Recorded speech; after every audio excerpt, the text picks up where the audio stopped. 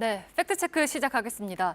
강제동원 배상 판결에 대해서 일본 정부는 받아들일 수 없다는 입장을 내놨습니다. 오대영 기자, 판결 직후에 나온 일본 정부 주장들을 확인을 했죠? 네, 세 개 주장을 확인했습니다. 네. 먼저 첫 번째 발언 들어보겠습니다.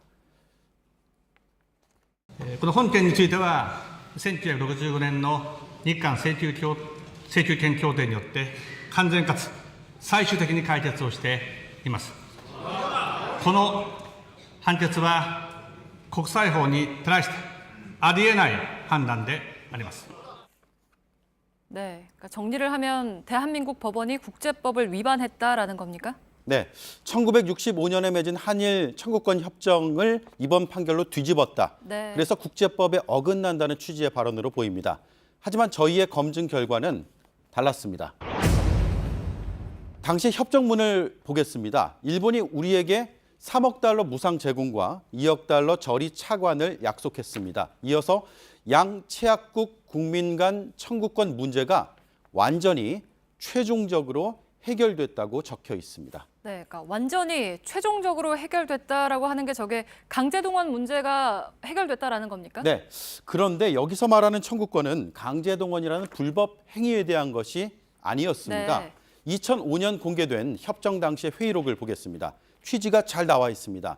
한국인 미수금, 보상금 및 기타 청구권을 뜻한다고 적혀 있습니다. 그러니까 불법에 따른 배상이 아니라 받지 못한 임금이나 보상금 등을 청구하지 않도록 하자는 내용이었습니다. 협정 이후에 양국의 문헌에도 식민 지배 배상 청구를 위한 것이 아니라 양국 간의 재정적, 민사적 채권 채무 관계를 해결하기 위한 것이라고 거듭 밝히고 있습니다. 그리고 오늘 대법원도 같은 이유로 1965년 협정에 위자료 청구권은 포함되지 않는다고 판결을 했습니다. 네, 그러니까 1965년 협정을 뒤집은 게 아니고 그러니까 이제 국제법을 위반한 게 아니다라는 거잖아요. 네. 두 번째도 볼까요? 네, 일본 외무상의 담화입니다. 들어보겠습니다. 韓国政府が毅然とした対応を取ってくれることを期待をいたしますが、それが取られない場合には国際裁判を含めあらゆることを視野に入れた対応をせざるを得ないと思います。 네, 그러니까 국제사법재판소에 제소를 검토할 수 있다라는 내용인데 네. 하지만 검토는 할 수 있겠습니다. 그런데 저희의 검증 결과는 달랐습니다. 실제로 제소를 하려면 우리 정부의 동의가 필요합니다. 유엔 산하의 국제사법재판소 ICJ는 분쟁을 제소하려면 당사국 간의 합의가 꼭 있어야 한다는 점을 네. 밝히고 있습니다. 네, 그러니까 일본 정부의 의지만으로는 어렵다는 거고요. 네. 마지막도 볼까요? 네, 들어보겠습니다. 日本企業に不当な不利益を負わせ 네, 부당한 불이익을 지우는 것이다라고 하면서 일본 네. 정부는 이 배상 결정을 받아들일 수 없다라는 입장까지 밝혔습니다. 네, 그러니까 일본 정부가 받아들일 수 없다라고 하면 배상 판결이 있어도 집행할 수가 없는 건가요? 이 부분은 저희가 정확하게 아직 말씀을 드릴 수가 없습니다. 네. 배상 책임이 생긴 신일철 주금, 옛 신일본 제철입니다.